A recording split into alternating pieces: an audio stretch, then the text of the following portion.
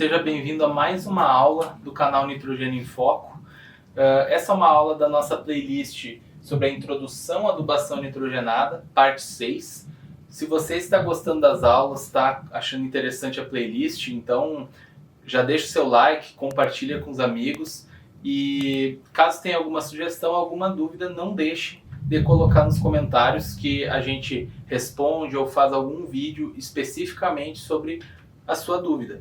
E esse vídeo então vai tratar especificamente sobre o que são os fertilizantes nitrogenados. Então, a partir de agora a gente vai detalhar um pouco mais do que são feitos os fertilizantes nitrogenados e quais são as características dos principais fertilizantes aí encontrados no mercado brasileiro. Então, o que nós veremos nesse vídeo? O conceito e finalidade dos fertilizantes nitrogenados, fontes de nitrogênio, que é amoniacal, nítrica e amídica, fertilizantes convencionais, que é a ureia, sulfato de amônio e nitrato de amônio, fertilizantes de eficiência aumentada, que são os estabilizados, liberação lenta e liberação controlada, e por fim, os blends, certo? Então, nós vamos falar primeiro das fontes. Os convencionais são aqueles fertilizantes, vamos dizer assim, puros, com menos tecnologia, mais baratos. E os fertilizantes de eficiência aumentada são aqueles fertilizantes mais modernos. Lembrando que existem outros tipos de fertilizantes, quando a gente fala mesmo dos convencionais, existem outros tipos, só que a gente vai falar aqui dos mais comuns, justamente para que a aula não fique tão extensa e que a gente toque nos pontos que são mais importantes e que são mais usuais aí para os profissionais, para os agricultores. Sobre fertilizantes nitrogenados. Então eles são compostos químicos, né, que têm por finalidade fornecer nitrogênio para as nossas plantas, para as nossas lavouras. Eles podem ser orgânicos, certo? Que são usados há muito tempo, têm baixo teor de nitrogênio, contribui com o aumento da matéria orgânica do solo e tem benefícios a curto, médio e longo prazo, tá? Então esses fertilizantes orgânicos aí, eles são utilizados há muito tempo, então a humanidade descobriu há muito tempo atrás que adicionando, por exemplo, dejetos, resíduos, as plantas se desenvolvem mais. Só que eles têm baixo teor de nitrogênio, então é comum que um fertilizante orgânico tenha 2% de nitrogênio, 3% de nitrogênio, 1,5% de nitrogênio, ou seja, é muito pouco, a gente precisaria aplicar numa quantidade muito grande para fornecer uma quantidade maior de nitrogênio.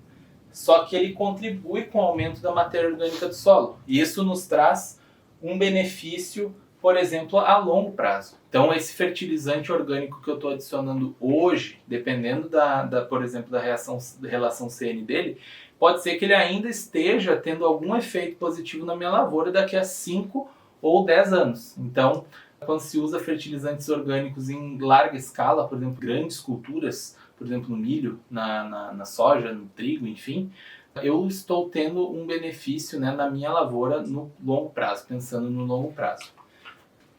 Nós temos também os fertilizantes minerais sintéticos, né? Sintéticos por quê? Porque eles são produzidos industrialmente por nós. Então eles começaram a ser utilizados no século XX, né? Então faz pouco mais de meio século que os fertilizantes nitrogenados sintéticos passaram a ser utilizados.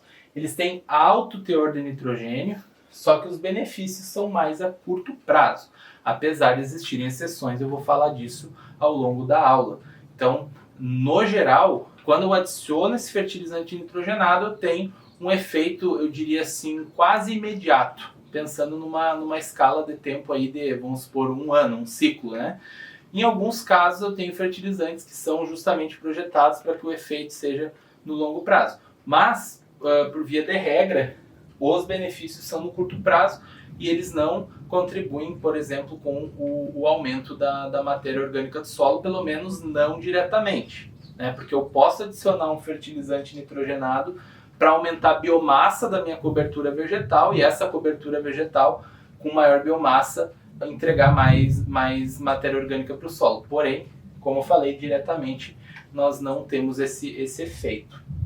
Lembrando que o foco da nossa conversa são os fertilizantes minerais sintéticos. Nós não vamos falar mais de fertilizantes orgânicos. E Antes da gente entender os fertilizantes propriamente ditos, o sulfato de amônio, o nitrato de cálcio, a ureia, ou seja lá qual for o fertilizante, a gente tem que entender que esses fertilizantes eles têm fontes, né? Que são basicamente o quê? Em que forma, né? Que molécula o nitrogênio está contido naquele fertilizante. Por quê? Porque eu tenho combinações. Por exemplo, o nitrato de amônio ele está em duas formas. A ureia está apenas numa forma. O sulfato de amônio está apenas numa forma. E aí cada forma tem um comportamento diferente. Então, o nitrogênio tem essas três possíveis formas, certo? Que é amoniacal, nítrica e amídica. A gente pode combinar mais uma forma e também unir com outras moléculas para desenvolver outros fertilizantes com diferentes características, tá? Inclusive, né, fornecendo outros nutrientes, que é o caso do sulfato de amônio, que também fornece enxofre, né? Então, eu consigo unir essas fontes comuns de nitrogênio a outras moléculas e fornecer outros nutrientes também, certo?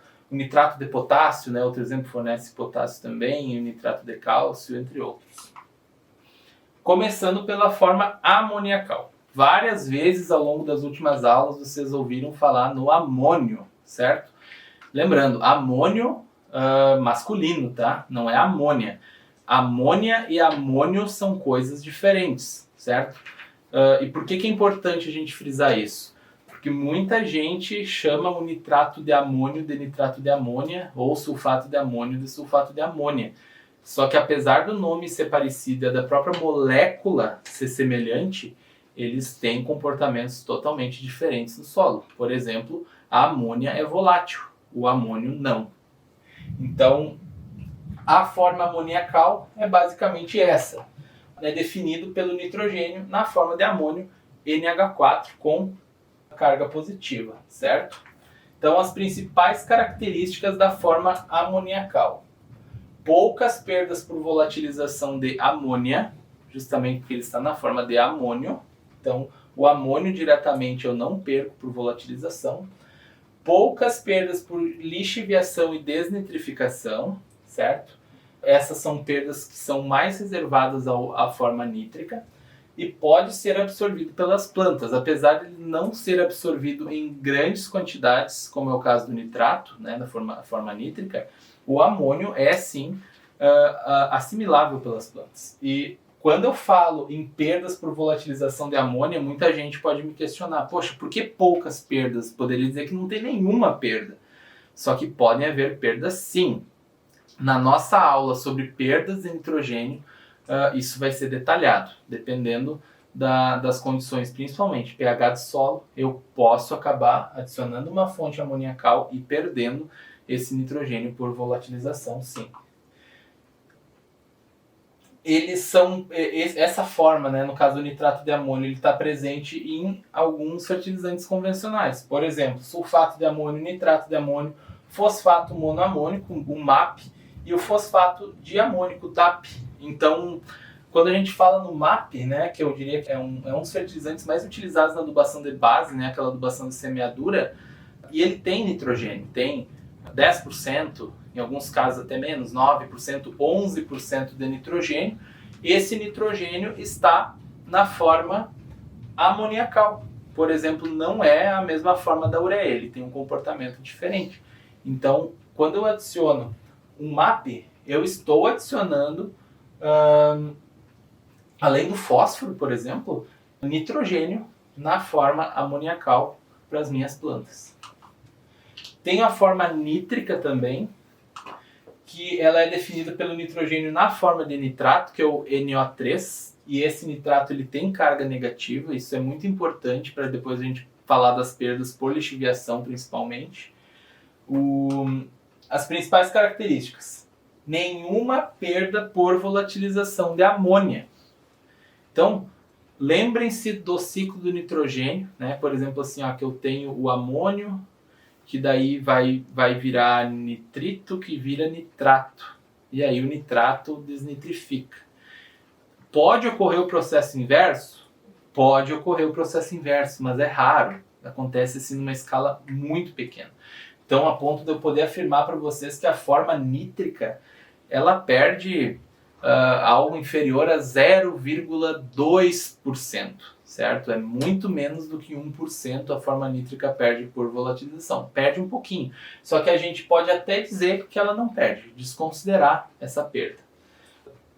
Porém, ela tem maiores perdas por lixiviação e desnitrificação, né? O próprio nome diz desnitrificação. É sair da forma de nitrato. E a lixiviação é o problema de perder esse nitrogênio, de percolar lá para camadas mais profundas do solo, sai do alcance das raízes e já era. É absorvido pelas plantas em grandes quantidades, então, diferente do amônio, que é absorvido em pequenas quantidades, o nitrato ele é mais absorvido pelas plantas, certo? Então é a forma que as plantas conseguem tirar do solo com mais facilidade, apesar de que o excesso de nitrato na planta também não é tão saudável.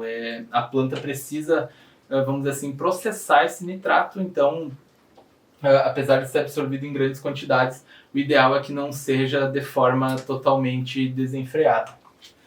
Ele está presente nos fertilizantes convencionais. Nitrato de amônio, que muitas vezes a gente abrevia ele por Na, nitrato de cálcio, nitrato de potássio. Então, esses fertilizantes que é nitrato de alguma coisa, significa que eu tenho nitrogênio na forma nítrica, né? Às vezes um teor um pouco mais alto, um teor um pouco mais baixo de nitrogênio, mas é na forma nítrica, que é essa forma que tem como principal característica as perdas praticamente nulas por volatilização. Nós temos a forma amídica, que é definida pelo nitrogênio na forma de ureia, certo? Então pode ser que a gente tenha até um pouco de confusão, né? Amídica, ureia, tá? Mas a forma amídica ela é definida pela ureia. Aqui tem uma molécula de ureia representada, ela é até um pouco engraçada, né? Essa forma dela. E eu até já posso adiantar para vocês alguns pontos e mostrar, né, uma curiosidade. Observem aqui a estrutura da ureia, que eu tenho NH2 de um lado, NH2 do outro, um CO aqui no meio. Se eu juntar um H2O aqui, né, juntar com água, né, unir com água, eu tenho mais um oxigênio para formar o CO2 e eu tenho 2 hidrogênios para formar uma amônia de cada lado, né? Então, a molécula de ureia ela é bem fácil da gente ver, né, o que pode acontecer quando a gente olha para a estrutura dela. As principais características da ureia. Pode apresentar muitas perdas por volatilização de amônia. Eu diria que esse é o calcanhar de Aquiles da ureia. A ureia não é um fertilizante perfeito, né, um fertilizante nitrogenado perfeito por causa desses riscos de perder por volatilização de amônia. E por que é tão, como é que eu vou dizer, por que isso é tão impactante? Porque essas perdas por volatilização de amônia, elas podem ser pequenas, por exemplo, 5%, 4%, 8%, 12%, ainda dá para dizer que é uma perda razoável. E dependendo da condição, essa perda pode passar de 50% a 60%. Então, eu estou falando de só num processo de perda, só a volatilização, a ureia pode perder tranquilamente mais da metade do nitrogênio que a gente aplicou. Tem poucas perdas por lixiviação e desnitrificação, certo? Então, quando a gente pensa no ciclo do nitrogênio, a ureia ela ainda está longe da forma de nitrato, né? Então, para a gente perder pouco por lixiviação e desnitrificação, quanto mais distante do nitrato, da forma nítrica, as minhas moléculas estão, melhor, certo? Mas eu posso sim perder por lixiviação e desnitrificação. Por quê? Porque eventualmente essa ureia vira nitrato, certo? E a própria lixiviação, dependendo da chuva que eu tenho e a textura do solo que eu tenho, eu perco sim moléculas de ureia por lixiviação. Eu posso perder ureia, posso perder amônio, só que o nitrato é perdido em maior quantidade. E as plantas não absorvem diretamente a ureia, precisa converter em amônio primeiro. Então, dessas 3 fontes que eu citei, amoniacal, nítrica e amídica, a fonte amídica, que é a ureia, é a única que as plantas não conseguem absorver diretamente, né? Ela só vai absorver depois que essa ureia sofrer hidrólise e virar o amônio. E ela está presente no fertilizante ureia, certo? Então, eu tenho outras variações da ureia, que normalmente são fertilizantes aí de mais tecnologia, de eficiência aumentada, etc. Mas, em resumo, é isso. A forma mídica, ela se resume à ureia. Agora, nós vamos falar dos fertilizantes propriamente ditos, não mais das fontes, certo? Apesar de que quando a gente fala de ureia e a fonte amídica, a gente está praticamente falando da mesma coisa. Só que aqui a gente já vai falar do produto, né? Do produto, do grânulo que a gente aplica na lavoura, do que ele é feito, quais são as características. A ureia contém nitrogênio na forma amídica, é o fertilizante nitrogenado mais utilizado no Brasil e algumas características aqui que são marcantes da ureia. É o fertilizante nitrogenado que possui o maior teor de nitrogênio, tá? Então, a ureia pode chegar a ter 46% de nitrogênio. Isso é muito nitrogênio. Imaginem um fertilizante que quase metade do peso é nitrogênio. Então isso é muito alto. Comparem com os fertilizantes orgânicos que eu havia comentado antes, que normalmente tem 2, 3% de nitrogênio. Muito dificilmente vai passar de 4, 5%. Então, imaginem que eu posso aplicar um fertilizante que vai fornecer nitrogênio rapidamente e que quase metade do peso dele é nitrogênio. Então, ele costuma ter o menor preço para cada quilo de nitrogênio adquirido, certo? Isso tem tudo a ver com o teor de nitrogênio. Então, como eu estou comprando, vamos por 1 tonelada de ureia, eu estou comprando quase meia tonelada de nitrogênio, e a ureia não é um fertilizante tão caro, até porque a síntese lá na fábrica ela não é tão complicada também, se a gente comparar, por exemplo, com o nitrato de amônio. É um fertilizante que o quilo de nitrogênio é o mais barato do mercado, certo? Porque não importa muito eu dizer que eu paguei R$3.000 o quilo do fertilizante, certo? Porque tem um fertilizante que tem, vamos supor, 10% de nitrogênio, então, e eu paguei R$3.000, só que daí eu posso comprar um fertilizante que tem 40% de nitrogênio e eu paguei R$4.000 no fertilizante. Na verdade, o quilo de nitrogênio eu estou pagando mais barato naquele fertilizante que custa R$4.000. Eu sei que o exemplo pode ter ficado um pouco confuso, mas vocês entendem que o que vale no final das contas é quanto nitrogênio eu estou adquirindo, não peso de fertilizante. As perdas por volatilização de amônia podem chegar a quase 70%, certo? Então, a gente precisa ter muito cuidado quando se utiliza ureia e, ao mesmo tempo, nós não podemos condenar o uso da ureia porque existe esse risco. Isso aqui é apenas em situações mais específicas que ocorre e é totalmente, eu não diria fácil, mas é possível de a gente prevenir essas perdas tão altas, certo? Então dá para mitigar essas perdas, só que isso nos acende um alerta, né, de que a gente tem que ter cautela ao utilizar ureia e não pode utilizar de qualquer jeito, né? Simplesmente jogar no solo a qualquer momento, de qualquer forma.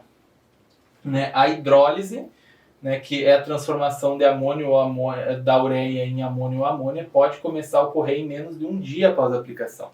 Ou seja, adicionei ureia hoje, amanhã uma boa parte da ureia que eu adicionei já vai estar na forma de amônio ou amônia. E se está na forma de amônio, amanhã as plantas já estão absorvendo esse nitrogênio. Então, eu posso dizer que é um efeito bastante rápido, né? Por exemplo, apliquei nitrogênio hoje, apliquei fertilizante hoje, amanhã as plantas já estão assimilando. Por isso que é comum a gente conversar com pessoas assim que têm mais vivência de campo, né? Vai numa fazenda, às vezes a pessoa já teve a experiência de aplicar ureia ou qualquer fertilizante nitrogenado numa lavoura que estava amarelada e no outro dia a planta já está com uma coloração um pouco melhor, né? Óbvio que existe um pouco de efeito placebo aí, mas isso é possível de acontecer dependendo da fonte. A velocidade da hidrólise é bastante afetada pela umidade e temperatura do solo, então isso tem a ver com as perdas, tá? Altas temperaturas, por exemplo, elas favorecem a rápida hidrólise da ureia, então se eu apliquei ureia num ambiente mais frio, por exemplo, ela vai demorar mais para ser convertida na forma de amônio, certo? Ela vai ficar mais tempo na forma de ureia. Agora, se eu aplicar num ambiente quente, vamos por 30, 35 graus, essa reação vai ser rápida, ainda mais se eu tiver bastante umidade. O pH do solo irá alterar a proporção de formação de amônio e amônia, né? Então, já comentei anteriormente, pH mais ácido vou ter mais formação de amônio, pH mais alcalino eu vou ter mais formação de amônia. Quando aplicado em solo seco antes da chuva ou irrigação, as perdas por volatilização são minimizadas. Chuvas de 10 a 20 milímetros podem reduzir as perdas a menos de 10%. Então, isso a gente vai falar também na aula sobre perdas, mas a forma mais, eu diria assim, mais segura de se aplicar ureia e reduzir as perdas é antes de uma irrigação, antes de uma chuva, né? E aqui já existem vários estudos que foram feitos sobre isso, e aí vai depender muito da condição, mas de 10 a 20 milímetros de chuva podem reduzir essas perdas para menos de 10%, certo? Então, por quê? Porque aquela ureia vai ser incorporada no solo e as reações vão acontecer abaixo da superfície. Então, mesmo que haja formação de amônia, essa amônia ela não vai volatilizar facilmente e ela tem ali, eu diria, um prazo para ser convertido em amônio novamente. Sulfato de amônio, também um fertilizante muito utilizado no Brasil. Eu acredito que entre os convencionais, o sulfato de amônio é o segundo fertilizante mais nitrogenado mais utilizado no Brasil. Ele contém nitrogênio na forma amoniacal. Lembrando que esse sulfato de amônio, ele também fornece enxofre, tá? Aqui não é a primeira informação que eu coloquei nas características, mas é importante lembrar, ele até fornece mais enxofre do que nitrogênio. Porque olha só, o teor de nitrogênio, comparando a ureia, é baixo, 19 a 21%. Pode chegar a 22%, mas normalmente está na faixa de 21%. Então é menos da metade da quantidade de nitrogênio que uma ureia, por exemplo, fornece. Só que ele fornece 24% de enxofre. Então ele fornece mais enxofre do que nitrogênio. O que pode ser um benefício, que pode não, é um benefício. E tanto que o nitrogênio e o enxofre, eles têm uma relação muito, muito, muito forte no sentido de, por exemplo, produzir proteínas.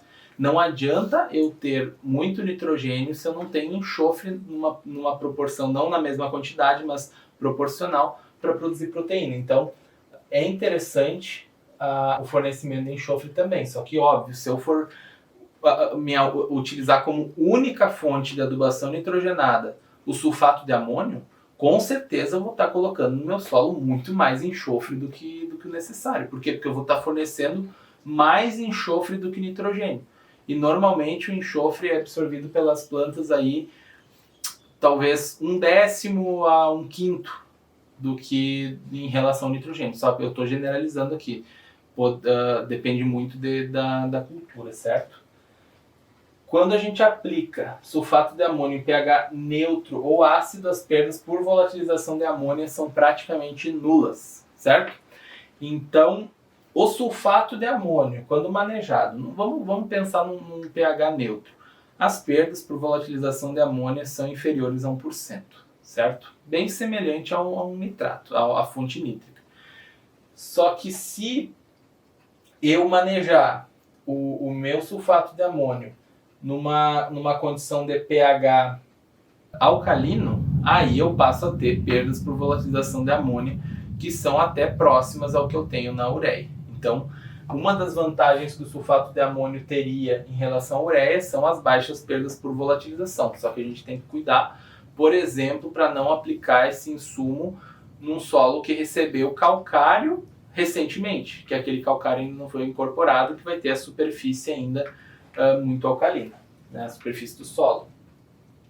Sulfato de amônio tem baixa salinidade, que reduz danos às sementes e facilita o armazenamento. Então, o sulfato de amônio é um dos fertilizantes nitrogenados que é mais fácil de armazenar a longo prazo, certo?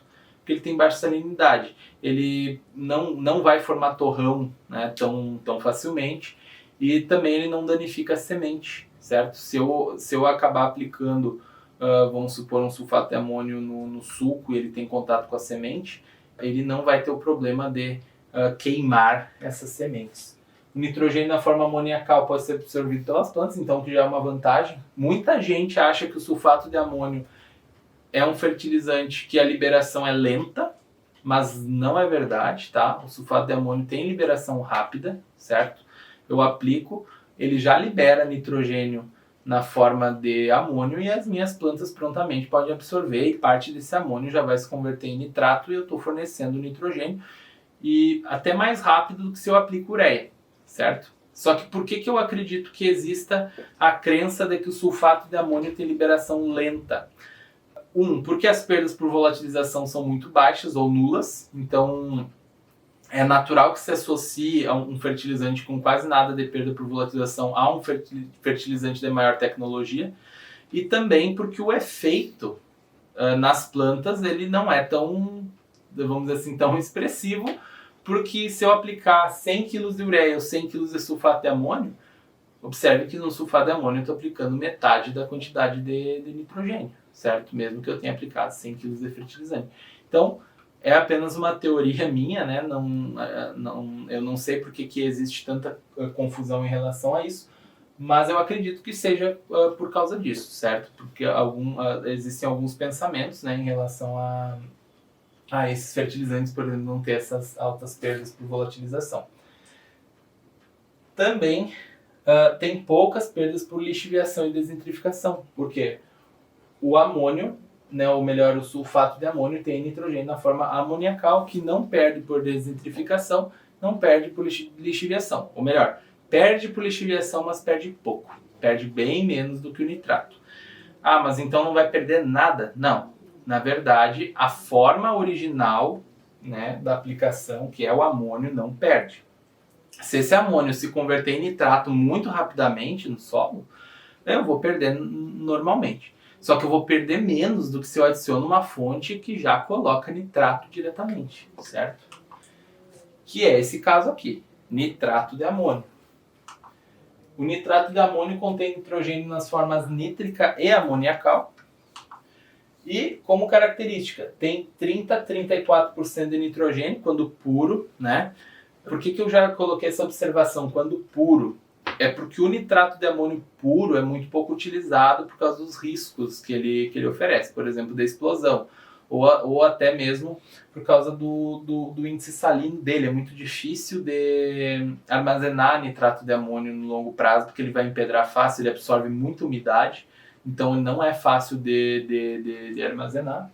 Então é muito comum se utilizar em alguns fertilizantes, adicionar outras coisas ali no meio para que ele perca um pouco dessas características, não seja tão explosivo, perca um pouco de índice salino e o teor de nitrogênio vai diminuir, certo? Por exemplo, para 29, 27, 26%. Praticamente não sofre perdas por volatilização de amônia, ele até sofre. Por exemplo, tem a parte ali do nitrato de amônio, metade dele está na forma amoniacal, que pode sofrer, só que quando manejado, por exemplo, num solo ligeiramente ácido ou neutro, essa perda vai ser nula, certo? O efeito é rápido nas plantas, pois ambas as formas, nítrica e amoniacal, são assimiláveis, né? Então, eu diria que é o fertilizante convencional que tem o efeito mais rápido nas plantas, porque as duas formas, tanto a forma nítrica quanto a amoniacal, as plantas conseguem absorver. Então, no momento que eu adicionei nitrato de amônio no solo, as plantas já têm uma refeição ali de nitrogênio em duas formas diferentes e muito rápido. Então, o nitrato de amônio, ele tem essa característica. Se eu for, por exemplo, fazer uma adubação corretiva, no sentido de que a minha lavoura não vai bem e eu percebi que eu preciso adicionar um pouco mais de nitrogênio porque as plantas estão amarelando, seja independente do que causou, certo? Ah, foi uma chuvarada que daí lixiviou nitrogênio, alguma coisa assim. E aí eu quero um fertilizante que as plantas absorvam rápido, porque eu quero consertar essa lavoura o quanto antes. O nitrato de amônio é um fertilizante ideal, certo? Só que a gente tem que ter cuidado, porque se eu adicionar esse fertilizante em momentos assim, ó, que as plantas não têm demanda, eu vou perder muito facilmente, né? Principalmente por lixiviação e desentrificação. Como eu falei anteriormente, esse fertilizante tem alto índice salino, então é difícil de armazenar ele a longo prazo. Então, se eu acondicionar ele num local úmido, por exemplo, não estou falando de chuva, estou falando de um local com umidade no ar, eu já vou ter um efeito de empedramento desse fertilizante. Vou deixar o bag parado lá um tempo, quando eu vou lá pegar ele já formou pedras. Pode causar necrose nos tecidos das plantas quando aplicado em plantas úmidas ou molhadas, tá? Isso é uma coisa também que a gente tem que tomar cuidado. Porque o nitrato de amônio, diferente da ureia, aceita que eu aplique em qualquer condição climática, pensando nas perdas por volatilização. Por exemplo, assim, a ureia eu preciso seguir umas regras. Por exemplo, eu aplico no solo seco e a chuva vem depois, ou a irrigação vem depois. Tenho que evitar orvalho, uma série de coisas. A temperatura, tenho que aplicar com uma temperatura o mínimo que eu puder, etc. Tem uma série de, vamos dizer assim, de boas práticas para perder o mínimo possível. O nitrato de amônio, eu posso aplicar depois da chuva, antes da chuva. Se eu aplicar agora e chover amanhã, tudo bem. Se eu aplicar agora e chover daqui a 5 dias, tudo bem. Então é um fertilizante assim que permite uma mais flexibilidade operacional, né, pensando nas perdas por volatilização de amônio.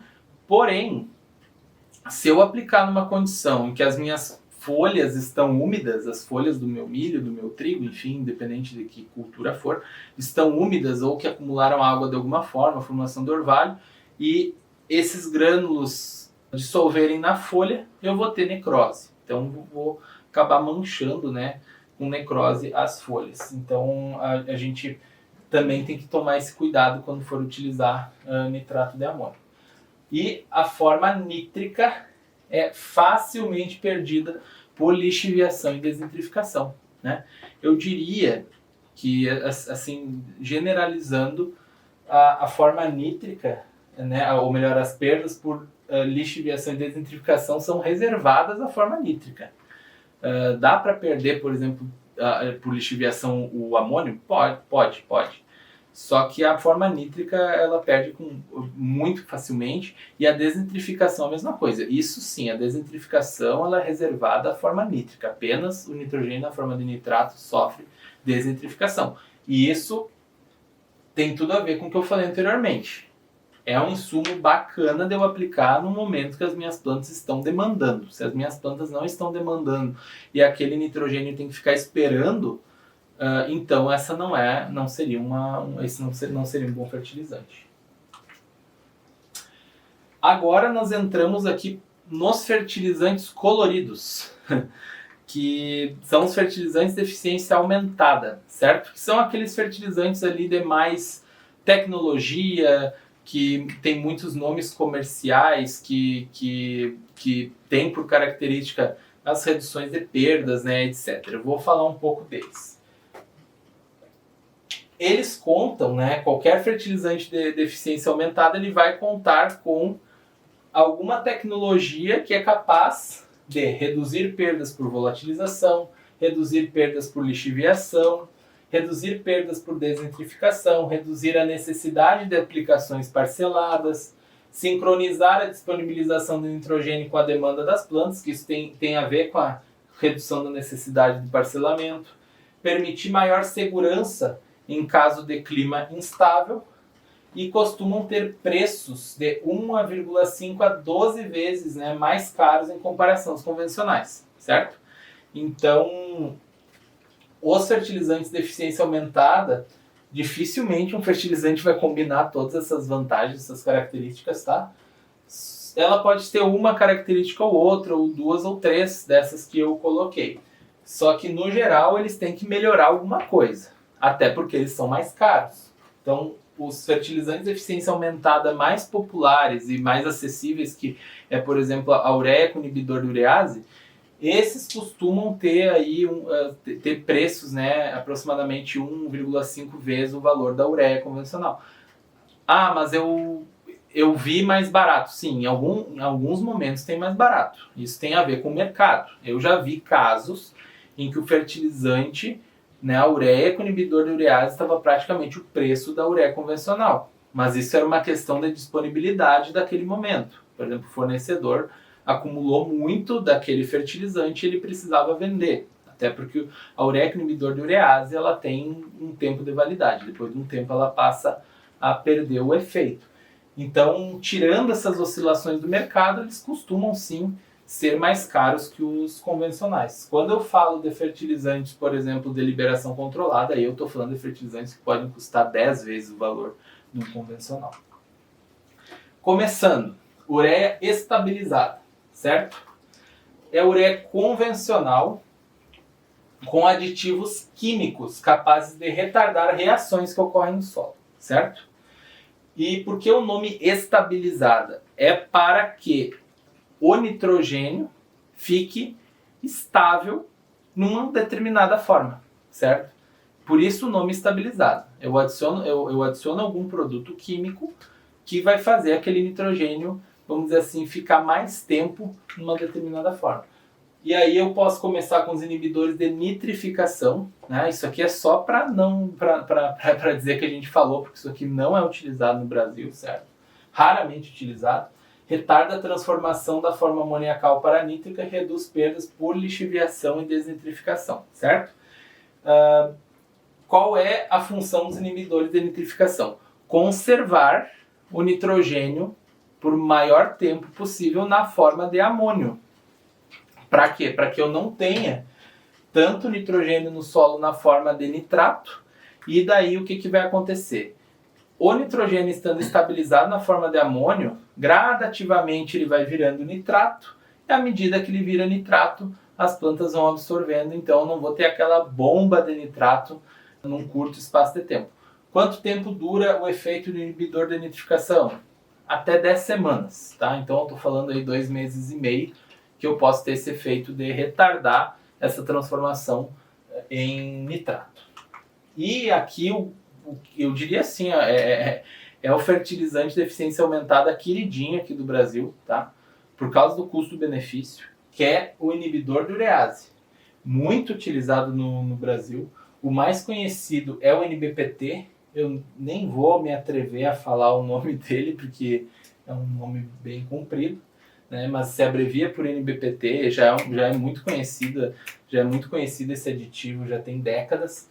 Retarda a hidrólise da ureia, reduzindo perdas por volatilização de amônia. Então, observem, né, esse conceito de estabilizado. Ele retarda a hidrólise da ureia, ou seja, a minha ureia fica ali no solo nessa forma mídica por mais tempo, certo? Então, essa é a função do inibidor de urease. Por que é inibidor de urease? Justamente que eu tenho a enzima urease no solo que vai atacar minha molécula de ureia ali também na presença de água e vai quebrar essa molécula, por exemplo, para amônia ou amônio. Mas se eu tenho inibidor de urease, eu utilizo um produto que ele é um análogo da ureia, ou seja, que a urease ataca esse produto, entre aspas, pensando que é ureia. Tá? Não quer dizer que, não estou dizendo que a enzima pensa alguma coisa, mas ela também reage com o NBPT, por exemplo, e acaba deixando a ureia em paz, pelo menos por um tempo. Então, é como se esse aditivo tivesse ali para gastar a urease do solo e a ureia conseguisse ficar ali mais um tempo tranquila. As doses são muito baixas de aditivo, tá? De 2,5 litros a 5 litros por tonelada de ureia. Então, isso é muito pouco e por isso mantém o alto teor de nitrogênio da ureia.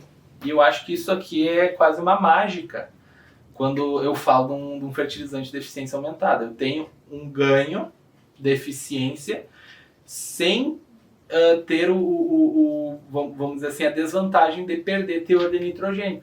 Então é muito comum eu encontrar no mercado fertilizantes, né, que são ureia com inibidor de urease com 45% de nitrogênio. Então, por quê? Porque a dosagem do NBPT é muito baixa. Nas situações em que a volatilização de amônia é alta, então alta temperatura e solo úmido, o inibidor de urease pode reduzir as perdas em até 70%. Existem vários estudos mostrando e comprovando isso. Nesses casos, então, onde eu teria um efeito muito ruim da combinação, por exemplo, clima e solo, o meu inibidor de urease faz muita diferença. Em situações ideais não costuma fazer muita diferença. Então, naquelas situações em que a minha perda por volatilização ao utilizar ureia, por exemplo, já é baixa, utilizando inibidor de urease eu não vou ter tanta diferença e talvez nem seja viável utilizar esse insumo. E aqui eu até tenho um gráfico que pode mostrar isso. Esse aqui, na verdade, é outro gráfico. Esse aqui é para mostrar aonde que o inibidor de urease age. Observem o seguinte. Quando eu utilizo ureia convencional, certo?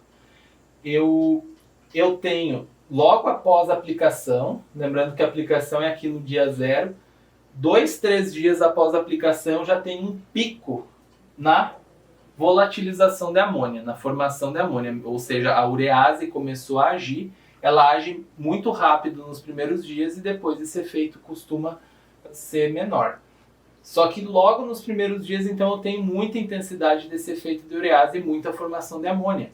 Se eu utilizar ureia com NBPT, o que eu vou ter? Eu vou ter um efeito, um início de efeito da enzima urease um pouco mais retardado, vai demorar para ocorrer a hidrólise da ureia, e aquele pico costuma levar o dobro de tempo para acontecer. Por exemplo, se na minha ureia convencional que eu tenho utilizado, o pico de hidrólise ocorreu em 3 dias após a aplicação, quando eu utilizo ureia com NBPT, esse pico vai ocorrer ali em 6, 7 dias, certo? Mais ou menos isso. Isso é uma generalização, não é regra. E esse pico, por via de regra, ele é mais baixo, tem uma magnitude menor. E agora vem aquilo que eu havia comentado. Aqui eu tenho duas situações, 2 gráficos, o primeiro mostrando as perdas de nitrogênio por volatilização de amônia quando eu aplico ureia antes, ou melhor, após a irrigação, ou seja, eu molhei o solo e apliquei ureia. E o segundo gráfico são as minhas perdas por volatilização de amônia se eu fizer o contrário, se eu aplicar a ureia e entrar com a água na sequência. Observem aqui, esse pico maior aqui é a utilização de ureia comum. Observem que eu apliquei já no segundo dia, eu tenho um pico de volatilização de amônia. Quando eu utilizo ureia com NBPT, esse pico ali ocorreu no 3º dia, mais ou menos, e ele foi muito menor. Ele foi bem mais baixo, então eu tive menores perdas de nitrogênio por volatilização de amônia. Só que quando eu apliquei a ureia numa situação em que as perdas por volatilização de amônia naturalmente são baixas, por exemplo, fiz adubação e irriguei na sequência, o que vai acontecer? Eu praticamente não tive diferença entre utilizar ureia convencional e ureia com inibidor de urease. Então, o inibidor de urease ele vai ter mais efeitos em situações em que a volatilização é mais alta, certo? E é ali que ele vai ter mais viabilidade também. Também nós temos a ureia de liberação lenta, certo? Que é basicamente uma ureia polimerizada para reduzir a solubilidade, também um fertilizante pouco utilizado no Brasil. O que seria uma ureia polimerizada para reduzir a solubilidade? Se eu pegar um grânulo de ureia comum, ureia pura, e colocar na água, ou simplesmente umedecer, ou lançar ele sobre um solo úmido, rapidamente essa ureia se desfaz, certo? Ela solubiliza e deixa de ser um grânulo. E acaba que as moléculas de ureia elas ficam ali, vamos dizer assim, individuais. A ideia da ureia de liberação lenta é adicionar como se fosse um cimento entre as moléculas de ureia para que elas fiquem agregadas de forma mais forte e que demore para que essas moléculas de ureia comecem a se destacar do grânulo, certo? Então, o que eu faço nada mais é do que um polímero. Eu pego várias moléculas de ureia, crio ligações E aí, essas ligações elas não vão se desfazer no momento que eu simplesmente umedeci esse grânulo. Na verdade, eu vou precisar de muita água, muita chuva, ação de micro-organismos para que essa ureia comece a ser liberada. Então, por isso que eu chamo de ureia de liberação lenta, certo? A ureia formaldeído é o mais comum. Então, aqui eu tenho a fórmula estrutural do formaldeído. Eu já vou mostrar onde que ele entra, tá? Quando o assunto é ureia formaldeído. Temos algumas características. Teor de nitrogênio depende do nível de polimerização, ou seja, ele costuma ir de 26% a 38%. Então, aqui a gente percebe que a gente já perde bastante teor de nitrogênio se comparado com a ureia convencional, né? A ureia convencional tem ali seus 45%, 46% de nitrogênio. Aqui eu estou falando em algo inferior a 40%. Só que por que varia tanto? Que eu posso ter mais ou menos polimerização. Eu posso ter, tipo assim, muitas ligações entre as moléculas de ureia, e aí eu vou ter um teor mais baixo de nitrogênio. Por quê? Porque eu tenho mais presença do formaldeído, que não tem nitrogênio, então ele não vai me ajudar em nada em termos de adubação. Ou eu posso ter, vamos dizer assim, um grânulo com um pouco de polimerização, mas ainda assim vai ter bastante ureia solta. Eu vou ter menos formaldeído e, por consequência, eu vou aumentar um pouco o teor de nitrogênio do meu fertilizante. Os polímeros são quebrados lentamente por ação de micro-organismos, umidade e temperatura. Então, isso aqui nada mais é do que a ação do tempo para fazer esses polímeros se desfazerem. A liberação total do nitrogênio pode ocorrer em poucos meses ou em mais de 2 anos. Tá? Ou seja, quando eu falo em ureia de liberação lenta, é lenta mesmo. Eu consigo criar um fertilizante que eu aplico hoje e ele só vai terminar de liberar o nitrogênio daqui a 2 anos. Então, para alguns casos isso é bom, para outros casos isso é péssimo. Então, isso é uma coisa que a gente tem que pensar. Mas é todos os fertilizantes? Não. Depende do nível de polimerização e também aqui eu estou usando a ureia formaldeído como exemplo, mas existem outros compostos também. Porém, o que a gente tem que ter em mente é o seguinte: liberação lenta não é necessariamente 1 mês ou 2 meses. Eu posso estar falando em anos. A utilização é mais recomendada para culturas perenes ou de ciclo longo. E por que seria ideal para cultura perene? Imagine que eu estou plantando laranjeiras, tá? Ou um cafezal, e eu adicionei uma ureia formaldeído que pode levar 2 anos para fornecer a totalidade do nitrogênio. Bom, sendo uma cultura perene, daqui a 2 anos eu ainda vou ter aquelas minhas plantas ali, a menos que alguma coisa não vá bem no meio do caminho e eu decida tirar aquelas plantas. Só que não é problema a liberação ser tão lenta se a minha cultura é perene, se eu não vou arrancar a planta dali. Então isso é tranquilo.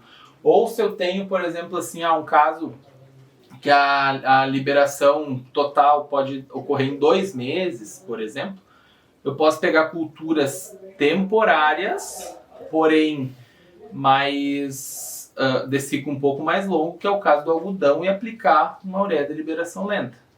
Só que aí depende muito de entender de que produto a gente está falando. O fornecedor ele precisa ter resultados, ele precisa ter testes, ele precisa saber fornecer essa informação. Em quanto tempo, né, em média, nos testes, enfim, esse fertilizante ficou ali ainda liberando nitrogênio. Porque, como eu falei, pode ser 2 meses, como pode ser 2 anos.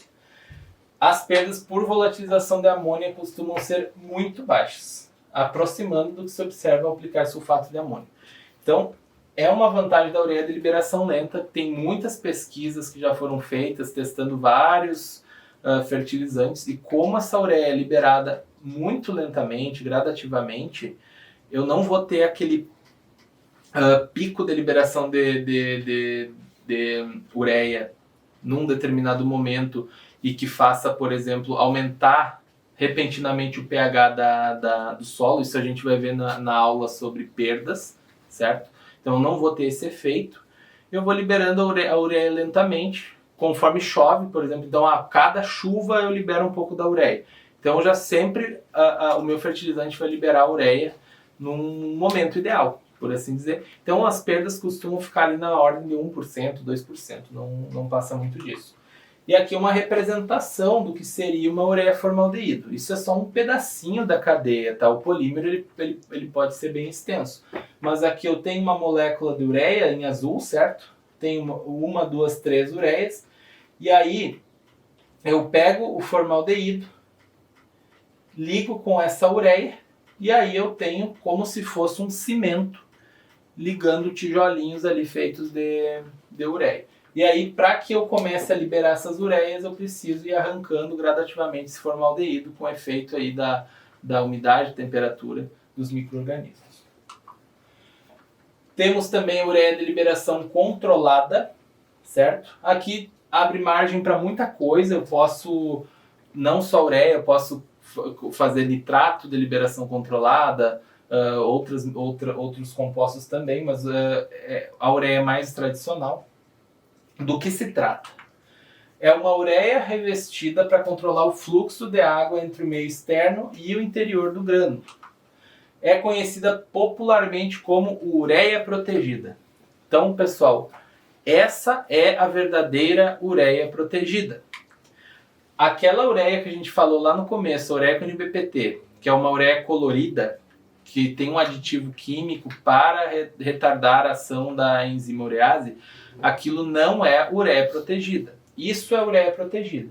Para que eu tenha ureia protegida, eu preciso que haja uma proteção física, certo? Que vá reduzir a solubilidade do grânulo. A ureia com NBPT, voltando um pouquinho, se eu pegar uma ureia convencional e a ureia com NBPT e jogar na água, elas vão dissolver da mesma forma, né? E por que a ureia com NBPT é colorida? É corante. Então, o NBPT ele não tem a cor azul ou rosa ou amarela. Aquilo é um corante para diferenciar um insumo do outro.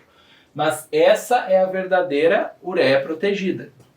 E qual é o mecanismo de ação da ureia protegida? Ele tem revestimentos, por exemplo, com enxofre elementar, simplesmente enxofre, ceras, polímeros como poliuretano, polietileno e a própria ureia formaldeído.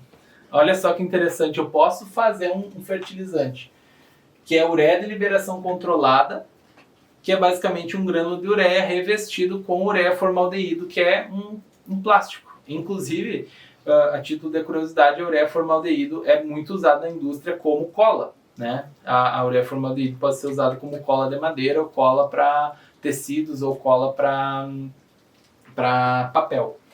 Então, eu basicamente faço esse revestimento. E vocês podem observar nessa imagem aqui.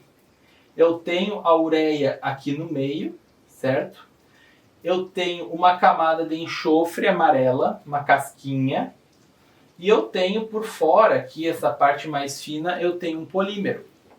Então, eu posso criar um revestimento simples, por exemplo, só enxofre, ou só cera, ou só polímero, ou eu posso fazer múltiplas camadas. Eu posso colocar uma camada de enxofre, uma camada de polímero, uma camada de cera, tá?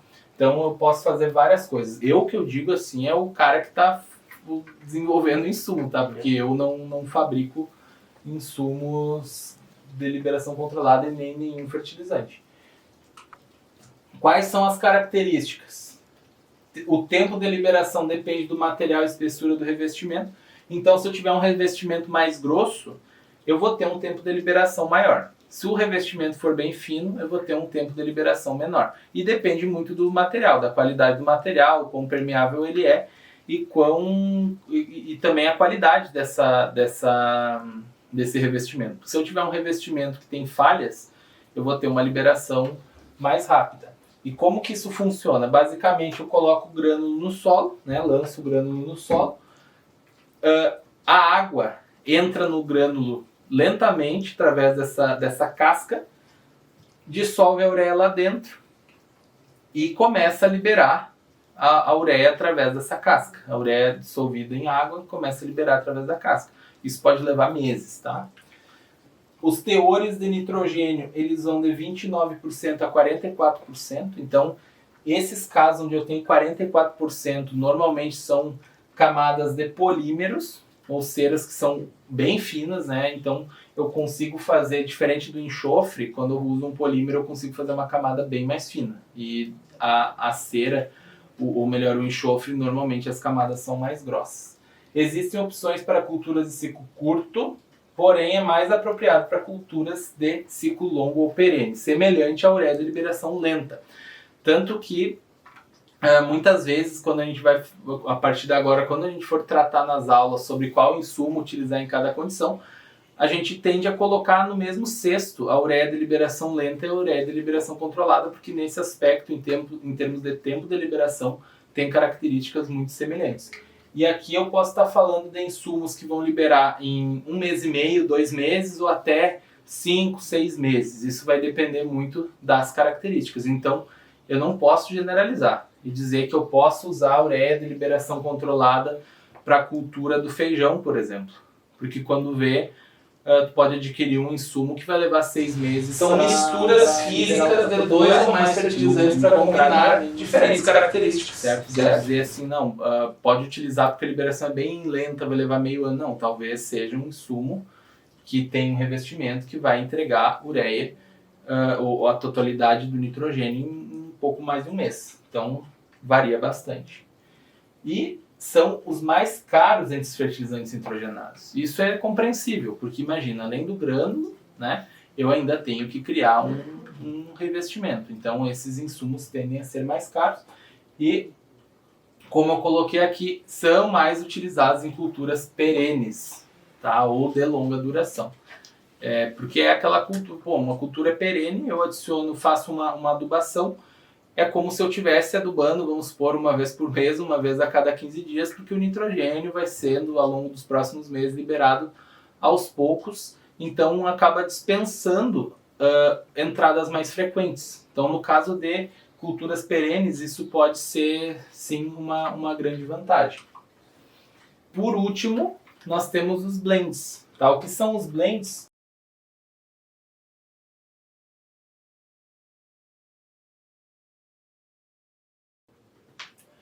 Então, o que eu posso citar como blends comuns? A ureia misturada com sulfato de amônio, ureia estabilizada misturada com sulfato de amônio, ureia comum misturada à ureia de liberação controlada.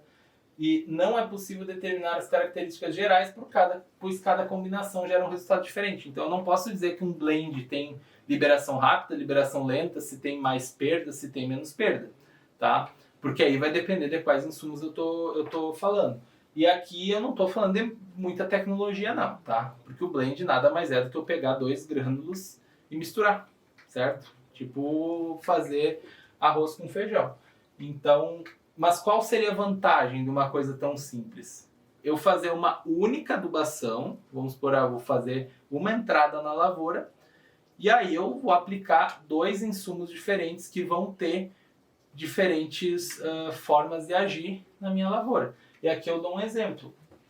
Observem só que eu tenho um nitrogênio aqui, os dias após a liberação e a quantidade de nitrogênio liberado. Se eu comparar um insumo de liberação rápida e um insumo de liberação lenta, observem só. O insumo de liberação rápida, rapidamente, nos primeiros dias, ele já libera nitrogênio e já chega na totalidade. Tipo, deu alguns dias ali, vamos por uma semana, liberou 100% do nitrogênio. Um insumo de liberação lenta, por exemplo, uma ureia recoberta por enxofre, ela vai liberar lentamente, daí vai levar talvez até meses para que entregue a totalidade.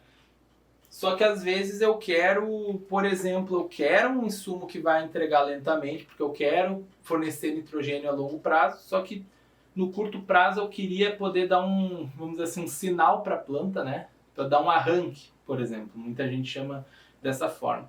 Que é tipo assim, fazer uma adubação, vamos lá, 20, 30 quilos de nitrogênio no começo para que aquela planta já comece a se desenvolver e definir bastante potencial desde o começo. Só que, poxa, se eu adicionar um fertilizante de liberação lenta, pode ser que ele demore muito para começar a fornecer nitrogênio e daí como que fica? Ao invés de tu pegar e fazer 2 entradas para colocar o teu arranque e o teu nitrogênio de liberação lenta, mistura as 2 coisas e faz uma única entrada. E aqui eu dou esse exemplo. Quando combinamos liberação lenta e liberação rápida. A liberação rápida libera nitrogênio em grande quantidade logo após a aplicação, e a liberação lenta libera o nitrogênio gradativamente. Então, ao invés de eu ter apenas um desses gráficos, só a liberação rápida ou só a liberação lenta, eu posso ter uma característica mais ou menos assim, que é o quê? Nos primeiros dias eu liberei rapidamente para que aquela minha planta tenha um sinal e ela desenvolva bem os componentes de produtividade logo no início. Uma vez que aquele meu fertilizante de liberação rápida já liberou o que tinha para liberar, resta ainda a liberação lenta. Então, o fertilizante de liberação lenta segue entregando nitrogênio gradativamente até que a totalidade seja liberada. Então, eu posso fazer dessa forma, certo? Outras combinações, como por exemplo ureia e sulfato de amônio, ou ureia estabilizada e sulfato de amônio, que também é bastante comum, né? Quando eu misturo esses dois meio a meio, eu fico com 33% de nitrogênio, certo? Para que serviria isso? Isso não tem a ver com a liberação lenta, tem a ver com segurança. Por quê? Sulfato de amônio é mais seguro que a ureia pensando em clima, né? Perde menos por volatilização, só que eu tenho pouco nitrogênio, certo? A ureia não é tão segura pensando no clima, só que eu tenho muito nitrogênio. Então aí é uma questão de aposta. Será que eu vou ser mais conservador, botar menos nitrogênio e garantir? Ou será que eu vou ser um pouco mais ousado e botar bastante nitrogênio, mas correr o risco de perder? Bom, tu pode fazer o meio termo, que é misturar as duas coisas e aplicar junto, tá? E aí o que eu vou ter? Um fertilizante, né, um blend, que é metade ureia, ou seja, que se eu tiver uma condição meteorológica boa, por exemplo, apliquei no seco, choveu na sequência, eu vou ter um bom resultado com a ureia. Só que se eu não me der bem, e aí acabar aplicando no úmido, achando que ia chover na sequência, só que não veio chuva, levou 2, 3 dias para chover, se eu estivesse aplicando ureia, só ureia, minhas perdas seriam bem maiores, só que daí, como eu tenho uma parte que é sulfato de amônio, eu garanto que pelo menos uma parte do fertilizante que eu apliquei vai ser aproveitado pelas plantas. Então, eu não estimulo, claro, pegar e fazer qualquer mistura. Normalmente essas misturas elas são compradas prontas de um fornecedor. Por quê? Porque eu tenho que tomar cuidado, por exemplo, com a granulometria, né? Com as características de cada insumo, porque às vezes eu posso misturar esses insumos, ele ocorrer uma decantação enquanto eu estou espalhando, se eu tenho diferentes densidades, tem um insumo que vai mais longe, um vai mais perto, né, que tipo, dependendo do peso do grânulo, então a gente não pode fazer isso sem muito critério, certo? Porém, com alguma cautela, observando a questão de qualidade, uniformidade dos grânulos, essa é uma possibilidade. Inclusive a possibilidade de comprar pronto. Só claro, não se enganem. Às vezes eu tenho um blend que eu compro pronto com um nome comercial, que nada mais é do que uma mistura. E aí é vendido como um fertilizante revolucionário, mas que na prática não tem muito disso não.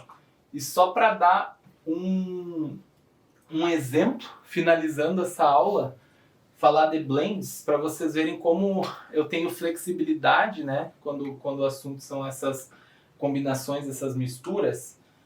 Vamos adotar como ingredientes a ureia com NBPT, 45% de nitrogênio, e sulfato de amônio, que tem 21% de nitrogênio e 24% de enxofre. Vamos usar só esses dois ingredientes e fazer duas misturas aqui. A mistura 1, eu vou botar 80% de ureia com NBPT e 20% de sulfato de amônio. Qual vai ser meu resultado?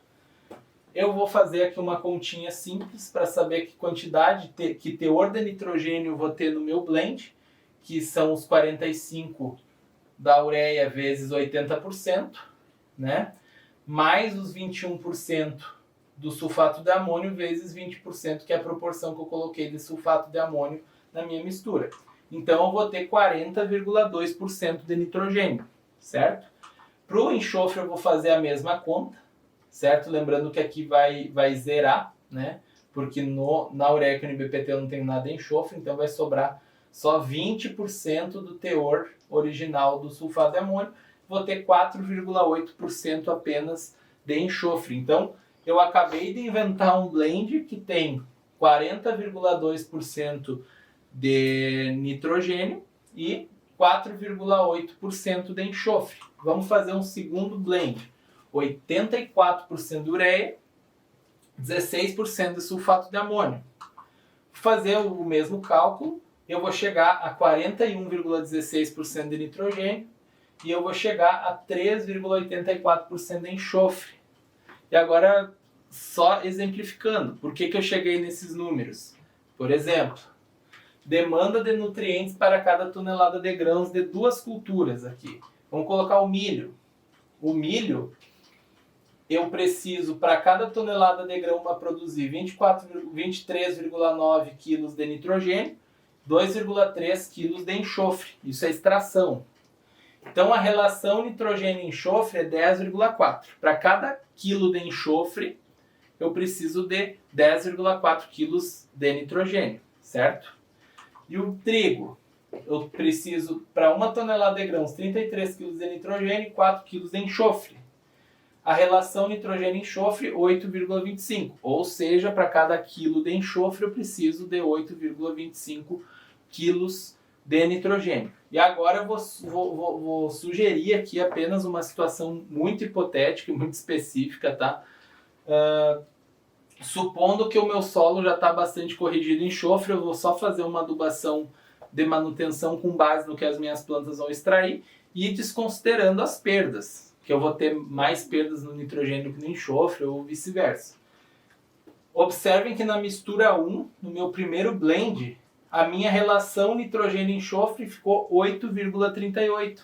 Ou seja, se eu quisesse fazer um blend para aplicar na minha cultura de trigo, que fornecesse a quantidade, a proporção ideal entre enxofre e nitrogênio, eu poderia utilizar o blend 1 para o trigo, porque ele já está oferecendo nitrogênio e enxofre naquela proporção ideal. Lembrando, como eu falei, é apenas um exemplo hipotético, isso obviamente careceria de amostra de solo, entre outras análises, certo? Mas isso é só para mostrar que eu consigo chegar a proporções, né, que eu bem entendo entre, por exemplo, nitrogênio e enxofre quando eu faço um blend. O segundo blend, a minha relação nitrogênio e enxofre, 10,72. É muito próximo da necessidade, né, a relação aqui do milho, que tem 10,4 de relação nitrogênio e enxofre. Então, se eu quisesse fazer uma adubação que fornece nitrogênio e enxofre numa proporção ideal, considerando a extração do milho, eu poderia utilizar essa mistura 2. Isso foi um exemplo só para mostrar que os blends, eles nos permitem, então, vamos dizer assim, conseguir coisas assim inusitadas, né? E aqui eu utilizei o enxofre, mas isso eu poderia fazer com outros nutrientes, como o cálcio, né? Se eu utilizasse um nitrato de cálcio no blend, um nitrato de potássio, etc. Dá para fazer várias coisas aí. Então, essa foi a nossa aula sobre fertilizantes nitrogenados. Se você gostou do conteúdo, deixe o seu like, compartilha com os amigos, compartilha com os colegas. Tem dúvidas? Coloca aqui nos comentários, ou gostaria de sugerir um tema para vídeos futuros, ou de repente até sugerir uma playlist, por que não? Também coloca aqui.